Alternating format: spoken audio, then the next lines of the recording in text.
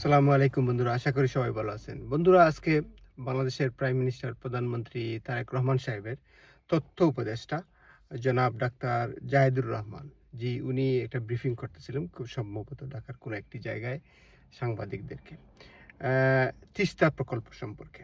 যে তিস্তা প্রকল্প নিয়ে চীনের সাথে মোটামুটি কথাবার্তা চলতেছে, বা আগামী প্রধানমন্ত্রীর আগামী ভিজিটে বা সফরে আমরা আশা করতেছি হয়তো চীনের সাথে এই প্রকল্পটা নিয়ে জরুরি ভিত্তিতে বা ফাইনাল কোনো স্টেজে কথাবার্তা হবে, যখন শি জিনপিং চীনের প্রেসিডেন্ট এবং বাংলাদেশের প্রধানমন্ত্রী তারেক রহমান সাহেব একসাথে হবেন।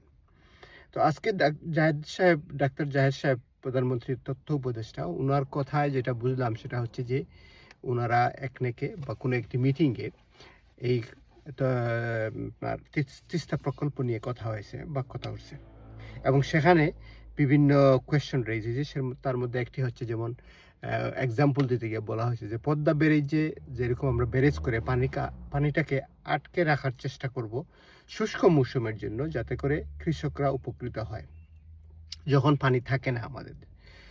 ঠিক তেমনি পদ্মা ব্যারেজ যে প্রকল্প, এই প্রকল্পে এরকম কোনো ব্যবস্থা আছে কিনা। আমরা যেহেতু জানি যে তিস্তা ব্যারেজ বা তিস্তা প্রকল্পে এটা নদীর দুই পাশকে ছোট করে নিয়ে আসা হবে, যেহেতু এখন একটা অনেক বড় হয়ে গেছে এবং দুনো পাড় দিয়ে শুধু প্রকল্প ভাঙতেছে, নদী ভেঙে ভেঙে অনেক বড় হয়ে গেছে, মানুষের ক্ষয়ক্ষতি হচ্ছে। সেটাকে কন্ট্রোলে নিয়ে আসা, দুনো সাইডটাকে ছোট করে নিয়ে আসা এবং এটাকে আরও গভীর করা, দুনো পাশে একটি স্যাটেলাইট শহর তৈরি করা বিভিন্ন রকমের, এবং আরও অনেক কিছু। কিন্তু সেখানে যে প্রশ্নটা আসছে সেটা হচ্ছে, সেখানে পানি ধরে রাখার কোনো ব্যবস্থা বা পদ্মা প্রকল্পের মতো সেই পদ্মা ব্যারেজের মতো কোনো ব্যবস্থা নেই। সেইটা করার জন্য বা সেটাকে এই তিস্তা প্রকল্পে অ্যাড করার জন্য যে একটি ব্যারেজ, পানি রাখার, শুষ্ক মৌসুমে পানিকে ধরে রাখার একটি ব্যবস্থা এটাতে যোগ করার জন্য চিন্তা করা হচ্ছে এবং নির্দেশ দেওয়া হয়েছে।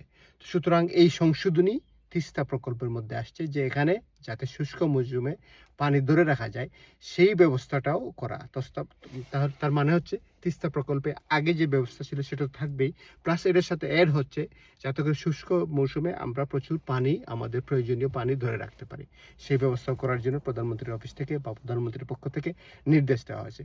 আশা করি এই কাজটি খুব দ্রুত হবে এবং চীনের সাথে এই প্রকল্প নিয়ে কথাবার্তা হবে এবং এটা চীন এই প্রকল্পটা হাত দিবে এবং করবে বাংলাদেশের জনগণের স্বার্থে, বাংলাদেশের স্বার্থে। খোদা হাফেজ। God bless Bangladesh.